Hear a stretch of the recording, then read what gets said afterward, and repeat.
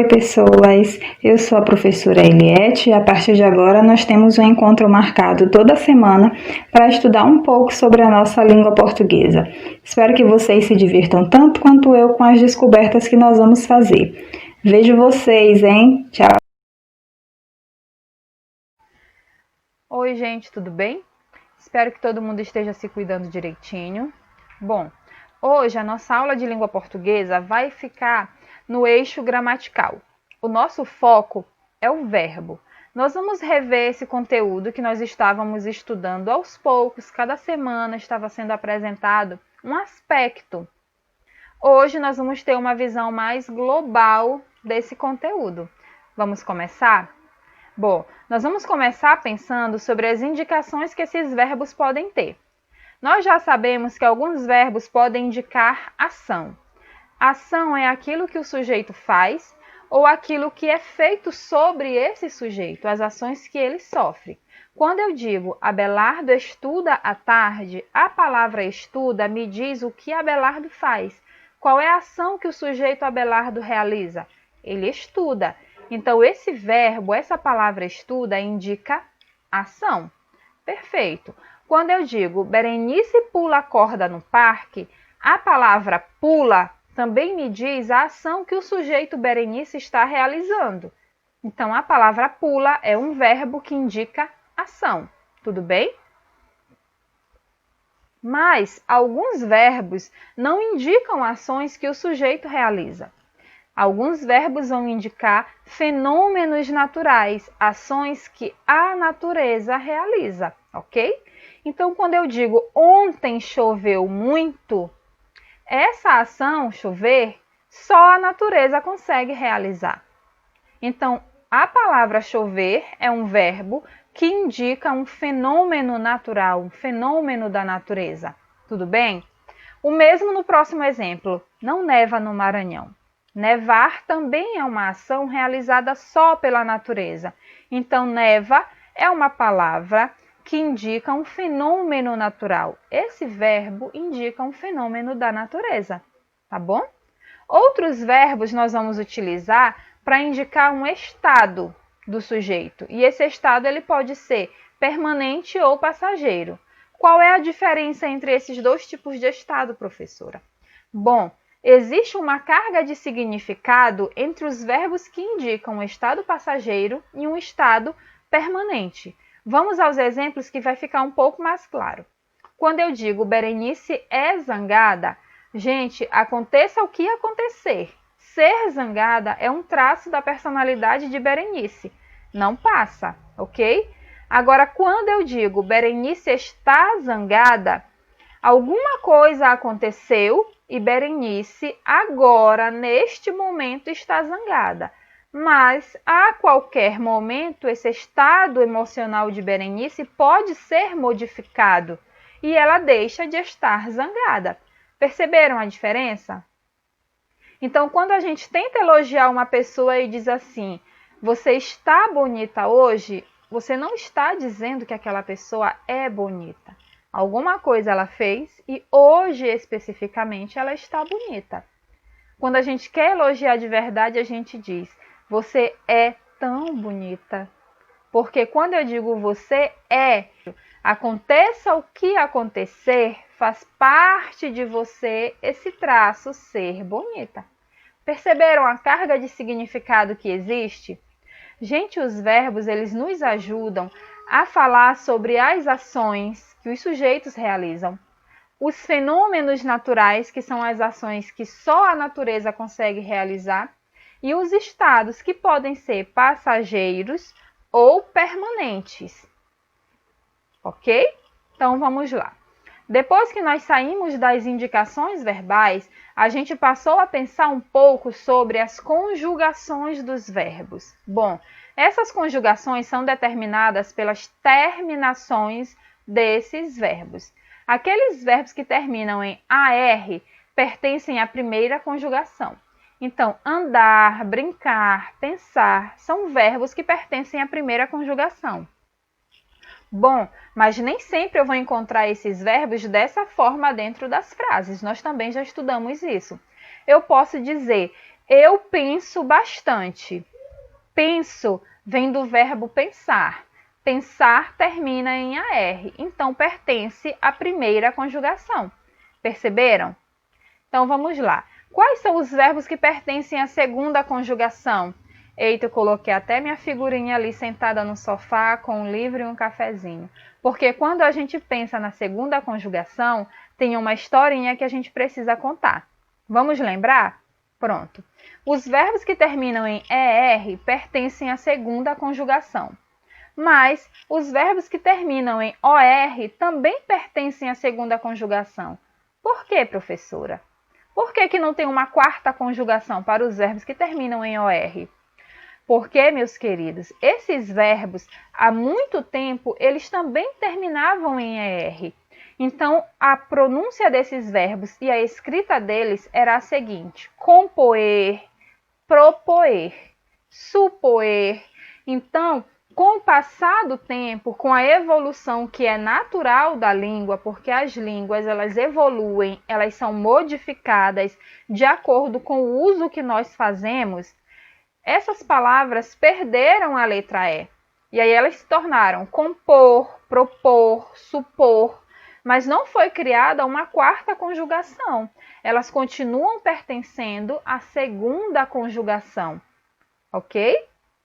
Então agora nós já sabemos por que a segunda conjugação tem verbos que terminam em ER e verbos que terminam em OR. Tudo bem? E a terceira conjugação são aqueles verbos que terminam em IR. Subir, dividir, sair, certo?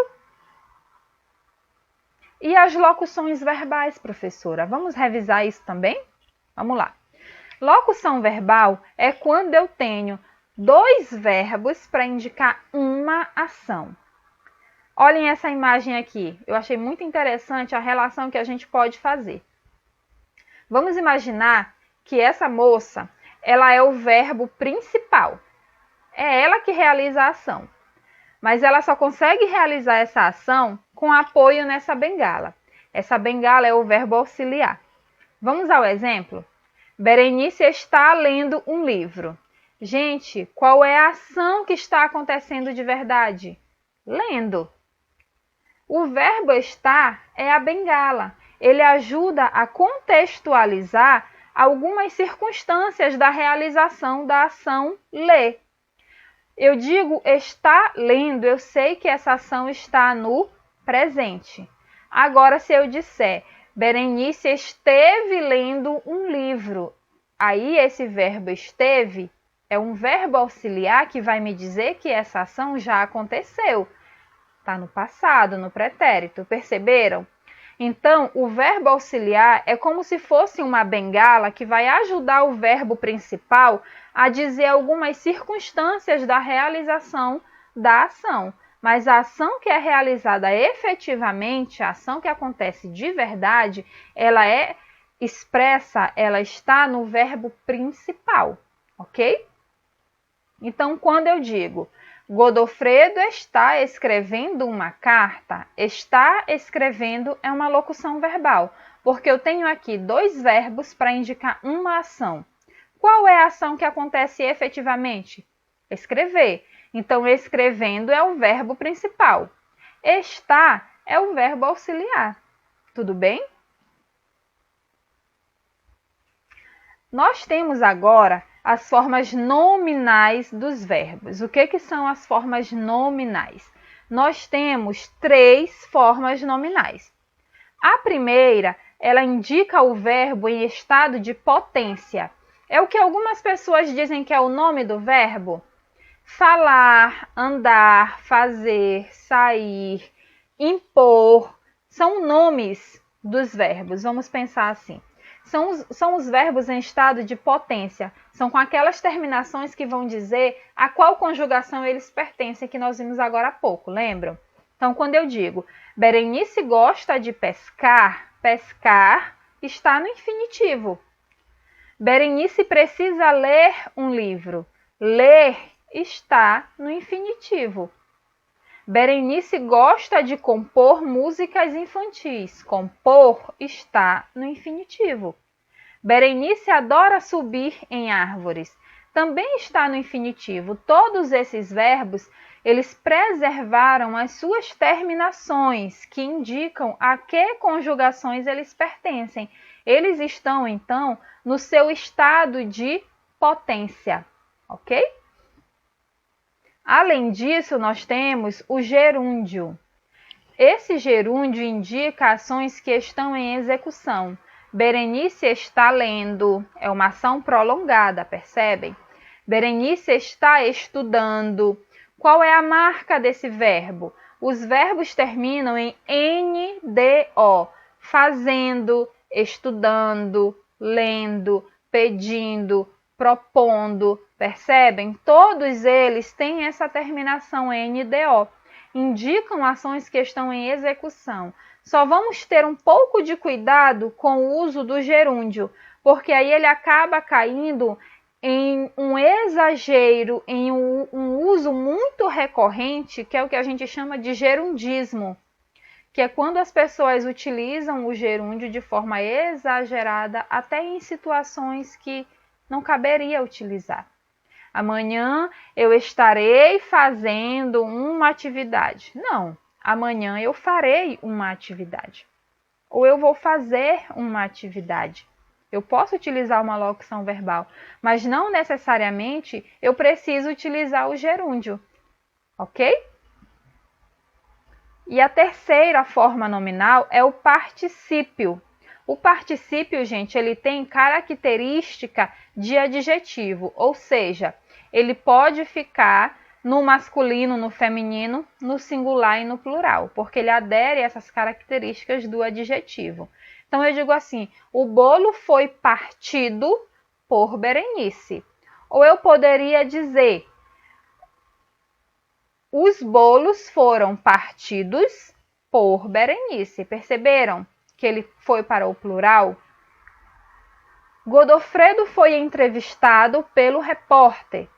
Os jovens foram entrevistados pelo repórter. Berenice foi entrevistada pelo repórter.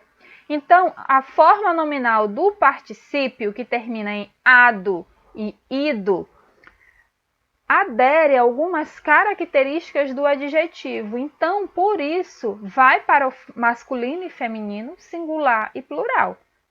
Ok, agora nós vamos ver as flexões verbais. Bom, agora nós vamos pensar um pouco sobre as flexões, as modificações que os verbos sofrem diante de algumas situações. Nós vamos pensar um pouco sobre as flexões verbais de pessoa e número. As flexões verbais de pessoa dizem respeito às pessoas do discurso, quem realiza essas ações. E de número quer dizer quantas pessoas do discurso estão realizando essas ações. Está no singular ou está no plural? É só uma pessoa que realiza a ação? É mais de uma pessoa que realiza a ação? Então, vamos pensar um pouco. A primeira pessoa, eu. Eu sou apenas uma pessoa, então, singular. A segunda pessoa, tu. Também uma só pessoa, então, singular. Primeira pessoa, eu, singular. Segunda pessoa, tu, singular. Terceira pessoa, ela ou ele, é só uma pessoa, então, singular. Agora, nós, quando eu digo nós, eu estou dizendo eu e mais uma pessoa. Então, é plural, mais de uma pessoa. Então, primeira pessoa do plural, nós. Segunda pessoa, vós. Gente, nós vamos conversar sobre o vós daqui a pouco, mas vós indica mais de uma pessoa, plural também. Eles ou elas, mais de uma pessoa, então terceira pessoa do plural. Perceberam? Então, pessoa é a modificação que o verbo vai sofrer diante da pessoa do discurso que realiza a ação. Eu, tu, ela, nós, eles. E número é a quantidade de pessoas do discurso que estão realizando aquela ação, que pode ser só uma, a primeira pessoa do singular, a terceira pessoa do singular, ou pode ser mais de uma, a primeira pessoa do plural, a terceira pessoa do plural, tudo bem? Então vamos ver como que os verbos eles se modificaram. Nós pegamos aqui o verbo andar. E aí na primeira pessoa do singular ficou eu ando. Percebam a terminação desse verbo. Agora quando eu vou para a primeira pessoa do plural, eu digo nós andamos. Perceberam como modificou? Todos dois são primeira pessoa, mas nós temos a primeira pessoa do singular e a primeira pessoa do plural. Então, essa relação de pessoa e de número faz o verbo agir, se apresentar de uma forma diferente. Isso é que são as flexões, certo? Eita, tá zangada, olha ali. Bateu a porta na minha cara, como assim?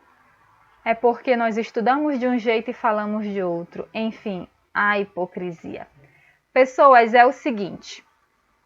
Nós vamos pensar um pouco, vamos refletir sobre essas flexões verbais. Tem algumas coisas que a gente tem que pensar, tem que refletir sobre o uso que nós fazemos da língua portuguesa, sobre como essas pessoas e esse número, ele age, ele se apresenta na nossa fala e na nossa escrita real, que nós fazemos no nosso dia a dia. Porque a língua portuguesa que nós estudamos na escola é a língua portuguesa que vocês chegaram falando na escola. Vocês chegaram na escola, antes de me conhecerem, vocês já falavam português, certo? E essas características já estavam presentes na fala de vocês. Agora nós só vamos pensar um pouco sobre elas. O pronome você é muito comum que ele substitua o pronome tu, a pessoa tu, ok? Então eu posso dizer ontem tu conheceste Berenice, ou eu posso dizer ontem você conheceu Berenice. Eu só vou ter cuidado com a flexão do verbo, porque tu é a segunda pessoa do singular. Lembram naquela tabelinha que a gente acabou de ver?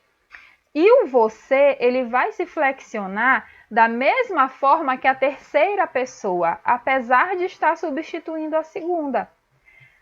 Nós falamos aqui em São José de Ribamar, tu, mas tem gente aqui em São José de Ribamar que fala você.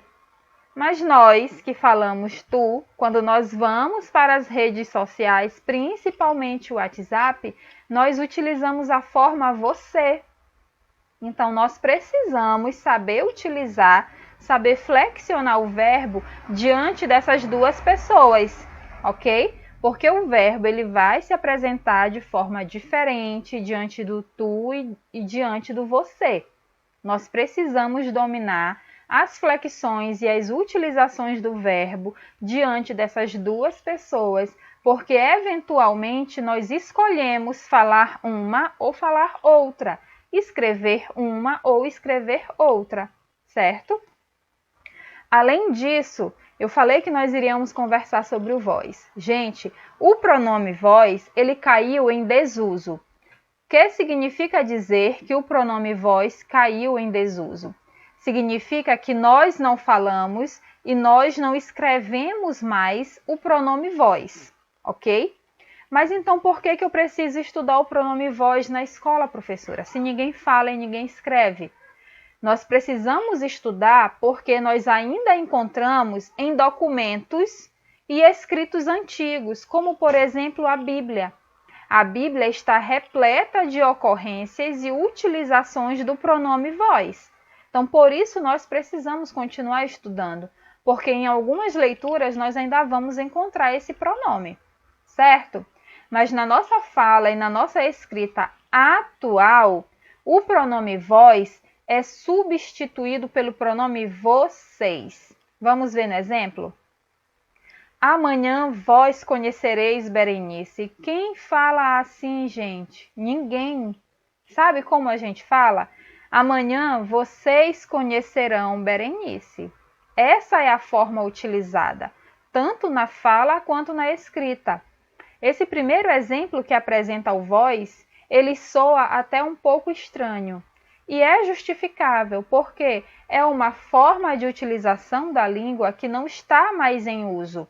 A gente só encontra em textos antigos, ok? Então, por isso que a gente ainda precisa estudar o voz na escola, tá? Vamos lá. Nós temos também aqui uma outra reflexão. Eu já falei bastante aqui. A expressão agente, que é escrita desse jeitinho bem aí, olha, separado, a, espaço, gente, é muito comum que substitua o pronome nós, ok? Só que a conjugação, a flexão é diferente, corresponde à terceira pessoa do singular.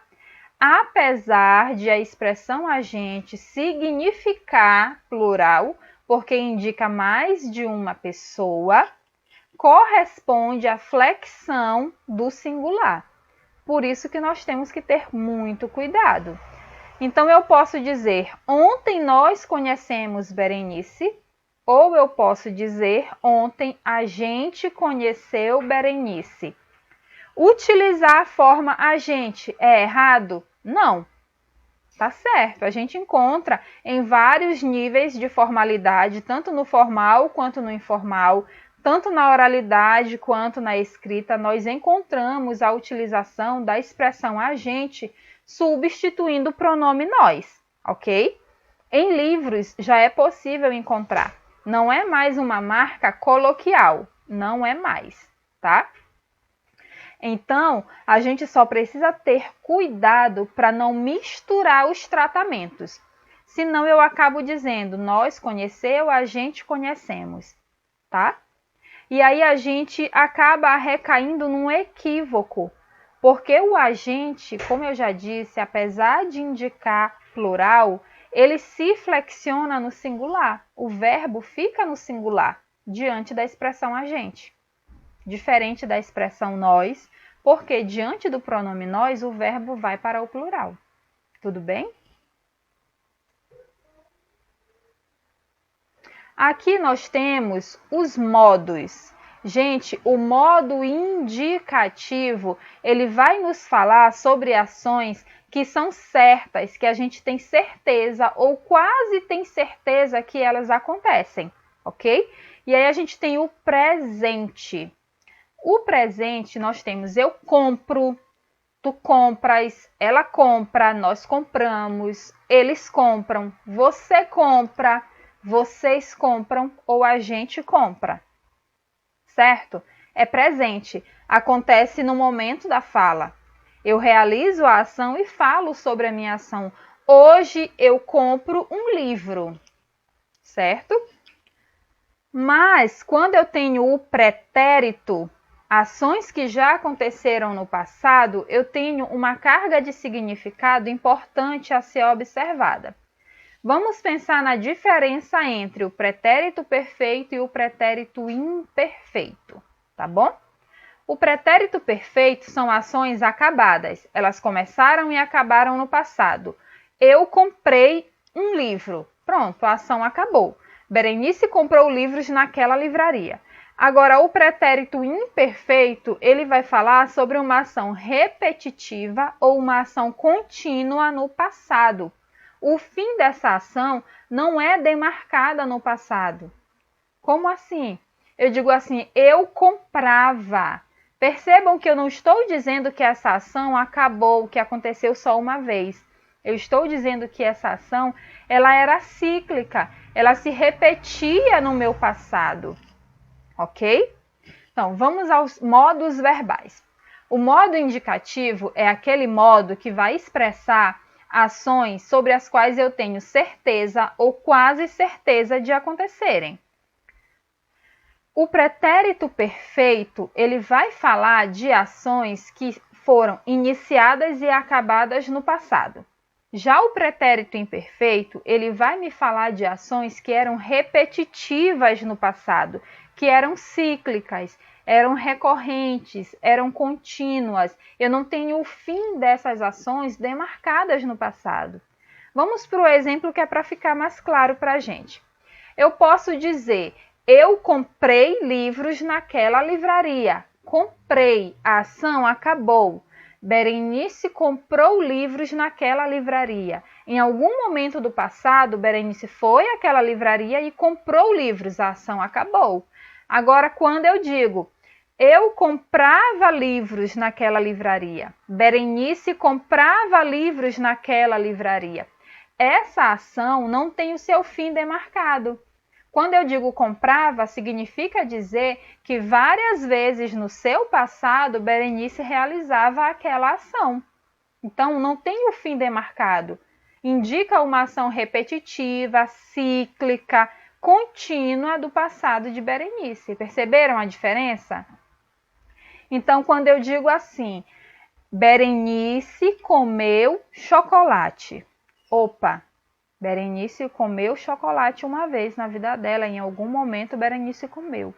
Agora eu digo assim, Berenice comia muito chocolate. Recorrentemente, várias vezes, essa ação se repetia no passado de Berenice. Então, há uma diferença de expressão de sentido entre o pretérito perfeito e o pretérito imperfeito. Tá bom? E aí nós temos o pretérito mais que perfeito. O pretérito mais que perfeito, ele vai indicar uma ação que acabou no passado e que ela é anterior a uma outra ação do passado também. Ou seja, vamos ao exemplo. Quando eu cheguei no passado, Berenice já saíra. Ou seja, a ação de Berenice é anterior à minha ação, que também está no passado. Mas saíra está soando estranho, não tá? Deixa eu explicar por quê. Porque nós temos poucas ocorrências, poucos registros de uso desse pretérito mais que perfeito na fala e até mesmo na escrita. Qual é a forma que nós utilizamos então, professora? Porque nós utilizamos, meus queridos, a forma composta do pretérito mais que perfeito. É mais comum a gente encontrar na fala e na escrita. Então, ao invés de dizer quando eu cheguei, Berenice já saíra, é mais comum a gente ouvir quando eu cheguei, Berenice já tinha saído. Certo? É a forma composta do pretérito mais que perfeito. Eu tinha comprado, tu tinhas comprado, ao invés de dizer tu compraras, ele comprara, perceberam? Então, é mais familiar, é mais comum o uso da forma composta do pretérito mais que perfeito. Vamos seguir adiante. Agora nós vamos pensar um pouco sobre os tempos do modo indicativo que falam sobre o futuro, ações do futuro. Nós temos aqui também uma diferença de sentido entre o futuro do presente e o futuro do pretérito. O futuro do presente ele é utilizado para falar sobre ações reais do futuro. E o futuro do pretérito são hipóteses, são ações possíveis do futuro, tá bom? Depois nós vamos ver que o futuro do pretérito ele é utilizado para outras situações também. Vamos aos exemplos. Amanhã Berenice chegará mais cedo em casa. Nós temos aqui o futuro do presente. É uma ação real do futuro. Amanhã Berenice chegará realmente mais cedo. Agora, quando eu digo Berenice falou que chegaria mais cedo amanhã, há uma hipótese, é uma ação possível de acontecer no futuro. Então, chegaria é futuro do pretérito, certo? Mas há usos também do futuro do pretérito que indicam ironia ou polidez, que são pedidos mais educados. Quando eu digo assim, será que você poderia fazer silêncio? Dependendo da entonação de voz que eu utilizo, essa pergunta ela pode ser irônica ou ela pode indicar uma polidez. Você poderia me ajudar, por favor? É polidez. Agora eu digo assim, será que você poderia me ajudar? É ironia. Então, esse sentido está muito ligado à entonação de voz utilizada, certo? Mas nós temos aqui o futuro do presente para indicar ações reais do futuro, o futuro do pretérito para indicar hipóteses, ações possíveis do futuro, e nós temos também na nossa língua registros do futuro do pretérito sendo utilizado para indicar pedidos mais polidos, mais educados e também ironia, ok? Então vamos seguir. Quais são as outras considerações que nós temos que fazer sobre os verbos? Nós temos mais um modo verbal que é o modo subjuntivo. O modo subjuntivo, diferente do indicativo, não fala sobre ações sobre as quais nós temos certeza. O modo subjuntivo é o modo da incerteza, das ações que são duvidosas, das possibilidades e dos desejos que nós podemos manifestar. O presente do modo subjuntivo, ele utiliza uma partícula, uma palavrinha auxiliar. Essa palavra auxiliar é o que, certo? E aí eu posso dizer, tomara que eu ganhe na loteria, tomara que ela ganhe, tomara que eles cheguem, certo? Então, são desejos que são expressos no presente do subjuntivo, certo? Já quando eu tenho o pretérito imperfeito do subjuntivo, eu utilizo a palavra se como auxiliar. Se eu ganhasse na loteria, se você estudasse, se ele chegasse mais cedo, se nós lêssemos este livro, são possibilidades de ações. Aí eu posso dizer, se eu ganhasse na loteria, viajaria pelo mundo. Então, uma possibilidade ligada à realização de outro fato, ok? Além do pretérito imperfeito do subjuntivo, nós temos o futuro do subjuntivo. E aí o futuro do subjuntivo ele vai falar sobre uma possibilidade. Quando eu ganhar na loteria, é uma projeção para o futuro. Quando eu ganhar na loteria, viajarei pelo mundo. Eu tenho certeza que eu vou ganhar na loteria? Não. Mas é uma possibilidade, então eu já faço planos para esse futuro. Essas são as indicações do modo subjuntivo. E o imperativo? Gente, o imperativo, ele é utilizado para você fazer pedidos, recomendações, para dar instruções, para dar ordens, certo? Eu digo assim, use este produto cosmético, ou então, não use este produto cosmético, certo? Qual é a grande marca do modo imperativo? Gente, não se conjuga o imperativo na primeira pessoa. Por uma razão bem simples. Eu não posso dar uma ordem para mim mesma, certo? Quando nós falamos conosco, nós utilizamos a terceira pessoa. Eliette, você deveria falar menos. Percebem? Aí eu utilizo uma outra pessoa para me referir a mim mesma, ok?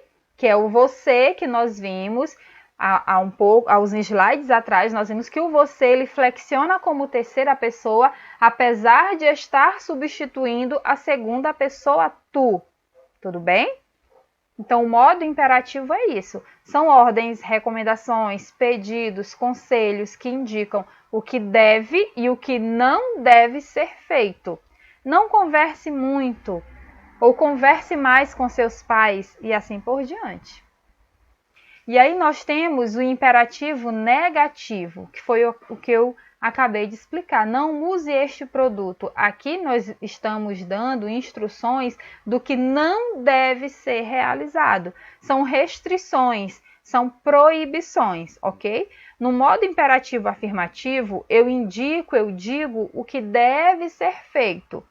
No negativo, eu apresento restrições, proibições, o que não deve ser feito, ok? Também não conjuga a primeira pessoa.